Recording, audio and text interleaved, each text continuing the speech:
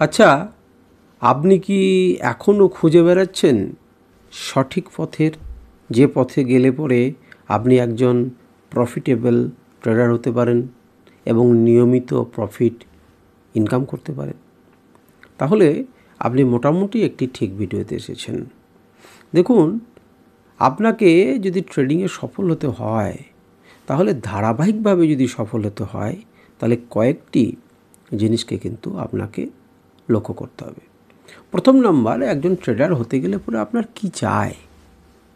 Tedder হতে গেলে পরে আপনার একটা সুন্দর স্ট্র্যাটেজি চাই, যে স্ট্র্যাটেজিতে আপনি ট্রেড করলে পরে আপনি ইনকাম করতে পারবেন। এটি আপনার প্রথম চাই। তো এটি আপনি কিভাবে পাবেন, কিভাবে জানবেন যে কোন স্ট্র্যাটেজিটা আপনার ঠিক হবে? দেখুন, প্রত্যেক স্ট্র্যাটেজি কিন্তু প্রত্যেকজনের জন্য সঠিক নয়। এটিকে আগে বুঝুন।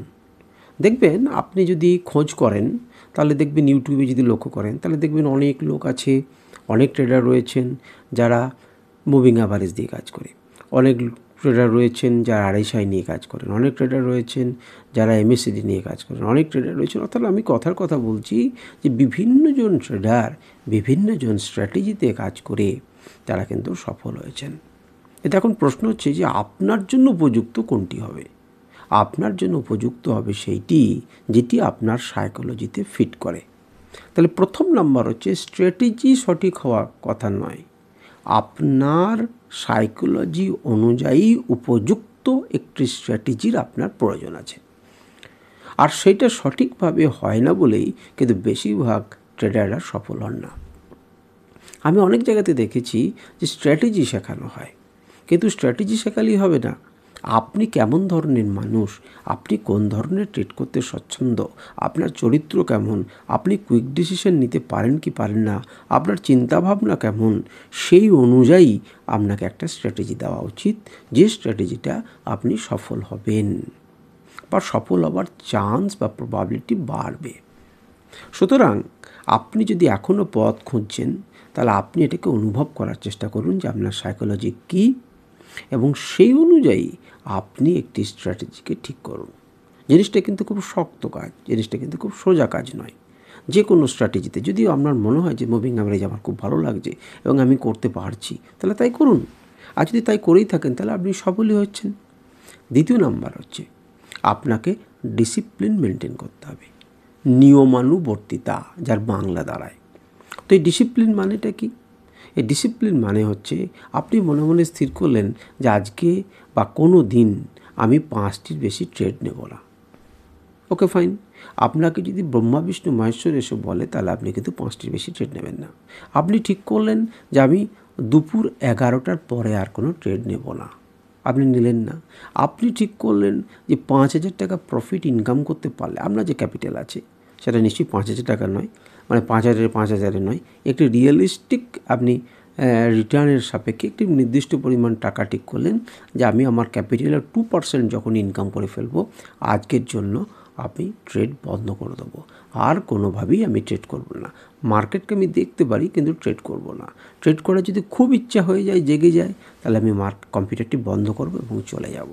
অর্থাৎ এই যে ডিসিপ্লিনটা মেনটেন করবেন আপনি, সেটা কিন্তু আপনাকেই ঠিক করতে হবে। আমি স্ট্র্যাটেজির বাইরে ট্রেড নেব না। আমি স্টপ লস, যে সমস্ত ক্ষেত্রগুলোতে স্টপ লস আসবে 5 টাকার কাছাকাছি, 2 টাকার কাছাকাছি মিনিমাম স্টপ লস আসবে, আমি সেইগুলোতেই কাজ করব। আপনি কোনো একটা ডিসিপ্লিনকে মেনটেন করবেন, কোনো একটা সিস্টেমকে তৈরি করলেন, স্ট্র্যাটেজি, সাইকোলজি ইত্যাদি মিশিয়ে যে সিস্টেমটা তৈরি করলেন, এই সিস্টেমটাকে আপনি সর্বদাই মেনটেন করবেন, ডিসিপ্লিন করবেন এনি হাও। আপনি এটাও করলেন যে আমি মার্কেট যখন শুরু করব, তখন তার আগে কিন্তু আমি রিসার্চ করব ভালো মতো। আমি মার্কেটকে দেখব, আমি চার্ট প্রত্যেক দিন 100টি চার্ট বেশি দেখব, আমি খুঁটিয়ে নাটিয়ে 100টা চার্টকে আমি লক্ষ্য করব প্রতিদিন। তাহলে এই যে আপনি সিদ্ধান্ত নিলেন, সেই এক্সপায়ারির দিনে আমি ট্রেড নেব না, আপনি মনে মনে ঠিক করলেন। তাহলে এই যে সিদ্ধান্তগুলো নিলেন, এই সিদ্ধান্তগুলোকে কঠোরভাবে নিয়মের সাথে পালন করাটাকে নিয়মানুবর্তিতা বলে। অর্থাৎ সেকেন্ড যে কন্ডিশন, সেটা হচ্ছে নিয়মানুবর্তিতা, তার ডিসিপ্লিন কিন্তু আপনাকে মেনটেন করতে হবে। তৃতীয় নম্বর একটা জিনিসকে খেয়াল করতে হবে, তার নাম হচ্ছে রিস্ক ম্যানেজমেন্ট। শুনতে এইটুকু, কিন্তু এর প্রভাব বিরাট। স্ট্র্যাটেজির থেকেও বড় প্রভাব। আপনাকে আমি স্ট্র্যাটেজি দিয়ে দিলাম, আপনি কিন্তু রিস্ক ম্যানেজমেন্ট মানলেন না। ঘোড়ার ডিম, আপনার ঘটনা ঘটবে না। আপনি ডিসিপ্লিনও হলেন যে আমি দিনে 5টির বেশি ট্রেড নেবো না, কিন্তু প্রত্যেকটা ট্রেডে কিন্তু আপনাকে ডিসিপ্লিন মেনটেন করতে হবে, রিস্ক ম্যানেজমেন্টটা মেনটেন করতে হবে, রেশিওটাকে মেনটেন করতে হবে। সেটি যদি আপনি মেনটেন না করতে পারেন তাহলে পরে কিন্তু আপনি জিততে পারবেন না। তাহলে এই যে আপনাকে একজন ভালো ট্রেডার হতে গেলে ধাপে ধাপে একটা সিঁড়ি থেকে একটা সিঁড়ি পেরোতে হবে। আমি আবার একবার বলছি যে কোন 3টে পয়েন্ট ইমিডিয়েট দরকার, আরও অনেক কিছু আছে, কিন্তু কোন 3টে না হলেই নয়। নাম্বার 1, সেটা হচ্ছে আপনার সাইকোলজিতে ফিট বসবে এমন একটি স্ট্র্যাটেজি, সুন্দর স্ট্র্যাটেজি। দ্বিতীয় নাম্বার, প্রফিটেবল স্ট্র্যাটেজি। দ্বিতীয় নাম্বার হচ্ছে নিয়মানুবর্তিতা অর্থাৎ ডিসিপ্লিন। এবং তৃতীয় নাম্বার হচ্ছে রিস্ক ম্যানেজমেন্ট। এই 3টিকে আপনি ঠিক করার চেষ্টা করুন, আপনি দেখবেন যে আপনি অনেক বড় ট্রেডারে পরিণত হয়ে গেছেন।